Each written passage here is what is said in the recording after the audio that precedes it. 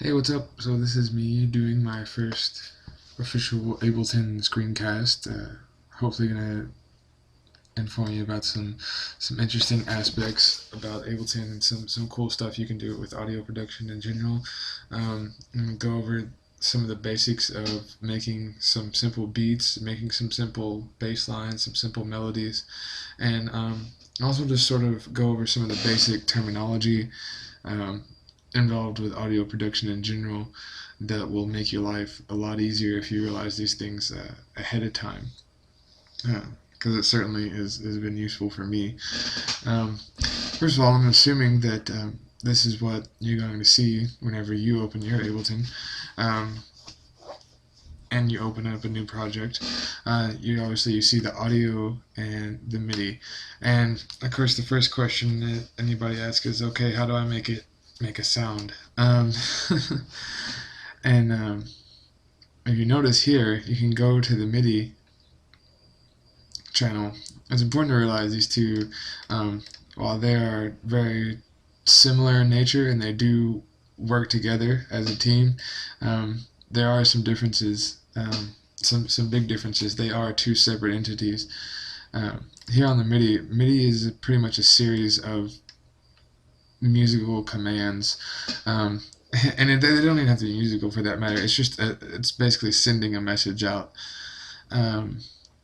to whatever you want to send it to. So I mean, you can go out to a synth that's in your computer. You could even send the message out to another keyboard. You can send it to anywhere. MIDI is just developed as a language of communicating with stuff. But without getting into too much detail on how that works, basically your MIDI in Ableton is lined up on the piano roll here, which you see it's always going to be at the bottom anytime you open up a new clip, which by the way you can do by double clicking any slot, and it'll create a new clip for you to lay down a new musical idea.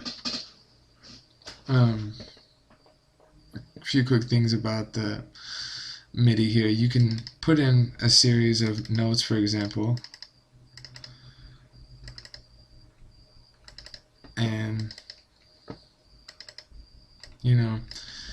you'd be like, okay, great, well, I've got this in there, and it's not making any noise yet.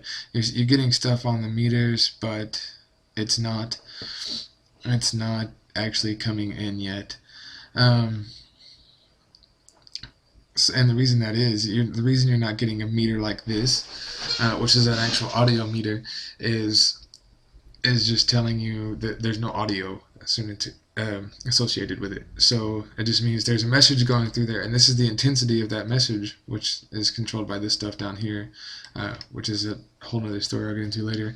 There's no audio for it to go into. So an important thing to think about here is you got to add the instrument. And so I'll just pick a basic one here just to illustrate my point. So now that we've added an actual instrument here, which are done by taking this, dragging it, putting it over that MIDI track, it automatically assigns the information that's in here to that.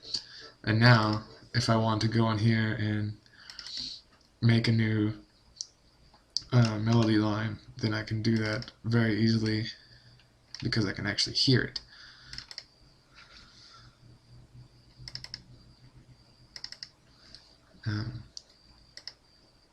And now I can, but if I want to move that, I can actually do it while it's playing back. I can hear it before or I can hear it like while I'm creating it, rather than having to create the message and then put it in there. So it's really simple knowledge, but like I said, I'm trying to cover every aspect because I'm not sure what would be best to learn at this point. Another interesting aspect while I'm at this level, because I'm assuming a lot of the input that you're going to be doing at this level is going to be via MIDI, since you're not doing a whole lot of recording and not a lot of sampling and stuff at this point. What's really available to you is the instruments that are already in Ableton, and the MIDI, which you're going to be able to use to control them. So an interesting thing about MIDI, which I'm going to switch to a different instrument here. You'll see some instruments online that are Ableton instruments that aren't on yours, but a lot of them actually are. A lot of my aftermarket VSTs are actually in my plugins folder, and there's actually a lot of free plugins too that I've gotten over time, but I'll get to that later. So I'm just going to switch this to a basic piano for right now so that we can have something familiar to work with. And we'll delete these clips by highlighting them, and I'm going to just press the delete key. There's a lot of options you can do. You can also take and delete this here. So if you right click on any clip, it's going to pull up this list of options for you here, and it's also going to allow you to color assign each clip so you don't get ridiculously confused, because there's a couple tracks I've worked on where I wasn't as organized as I should have been, and would have really it would have been useful to have done that. So anyway, so we're going to go into the piano roll here for the piano. And first thing we're going to do is we're going to arm it to actually record. And we're going to do some more cool stuff with putting actual musical ideas and musical information into our clip to play back as we wish. So what happens when you arm to record is pretty much it acknowledges that you're bringing in an external MIDI command rather than clicking it just in here by yourself. And an interesting thing about Ableton, which I'm sure you've already discovered, is even if you don't have a MIDI keyboard of your own, you can actually use the computer keyboard to play the instrument that you've selected. And I'll just go ahead and do that now so you can see that it's actually getting read through there, and it's actually an audio signal. It's just not very loud. I'm actually going to put a quick plug-in on that to boost it up. I don't know why the piano on here is so quiet, but let me do something real quick here. And this is a handy plugin. I'll show you the use for this later. See there? So now we've got actual like MIDI playability. So you have the potential to play back what it is that you're wanting to put into the scene, to put into the song you're working on. So an interesting thing about that, which I'm sure you notice by now, is whenever you hit the arm to record button, all of your squares that were here turn into circles now, and it's because those circles are now record buttons. And what it's going to do, it's going to allow us to record that idea using the MIDI keyboard, which is, or your computer keyboard actually in this case, to record in that idea. So, and we'll go ahead and do that real quick just to demonstrate that. I'm going to set the metronome to be on here. This here, which I'm sure you already know, is your tempo control. It will go to any ridiculous amount that you can think of. It actually won't go below 20, but other than that, it'll be pretty lenient as far as where you want to go. So here we go. We're going to turn on the metronome, and I'm going to hit record, and we're just going to record some different ideas.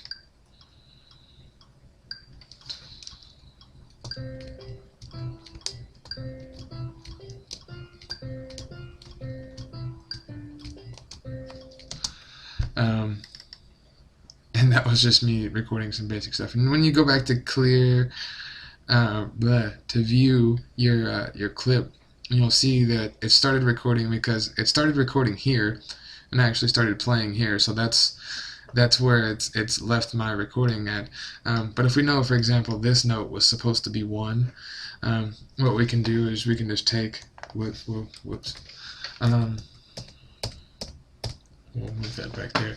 Take and select all of this, and you can move it back to where you need to. Of course, it's not going to be quite on beat, but you can see where your beats are, and you can go in, and I'll show you some more advanced stuff for that later. Anyway, that's another way of getting your stuff in there.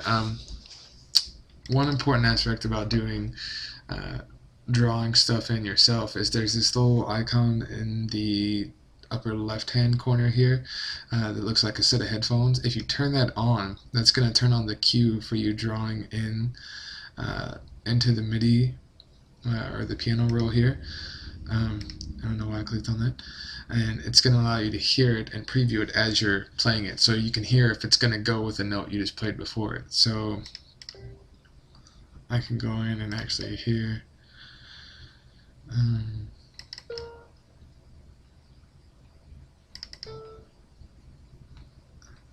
and of course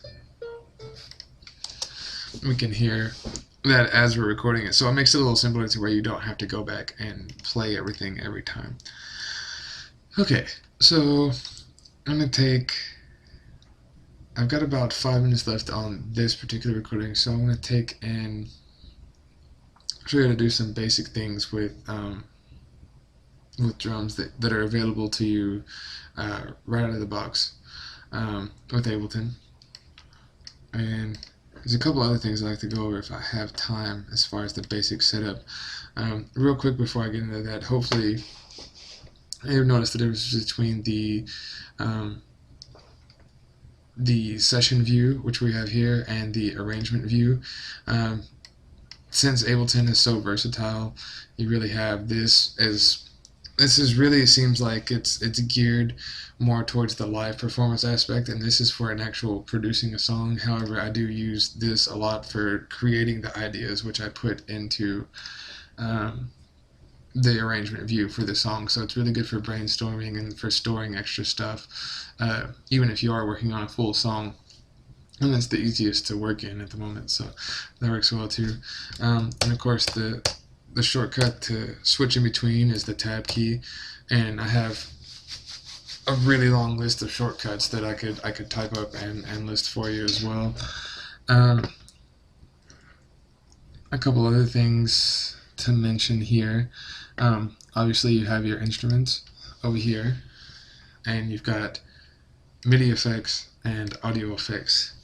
Key thing here is MIDI effects are for the MIDI tracks. If I put this effect here, it's gonna say no, dude, you can't do that.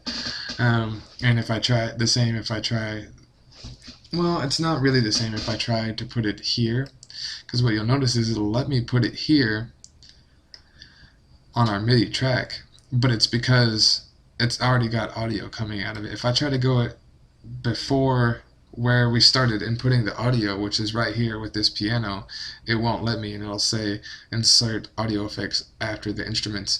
So you have to make sure you have that audio in there, and that's gonna make sure that everything works properly and communicates properly for you. Some other quick things to notice, I suppose, since I only have a couple minutes left, I'll get to the drums and beat making in the next video, and just go over a few more of the basic things in the layout. Obviously you have your solo buttons here. I have a setting on mine that doesn't say like exclusive solo or exclusive arm, which means I can solo several things at the same time. However, I think the default whenever you first open Ableton says that you can only solo one thing at a time, and you can actually change that in your preferences under the record warp launch, and if either one of these is highlighted, then you can then only select one at a time to play by itself. And of course you've got your pan controls here, which sort of aren't that exciting until you learn new things to do with them. And then obviously you've got your full scene launch controls over here. An important thing to mention, which I'll get more into this later, is your back to arrangement view. If you are ever in the instance where you're in the arrangement and your stuff is not playing, it's probably because this red button is lit up. So anyway, and one other thing, of course, here is your metronome, which is going to be important if you're going to do any recording. I'm going to go ahead and close out this video and start a new one, and hopefully it's been useful for some basic knowledge, and I'll show you some more in the next one. So thanks.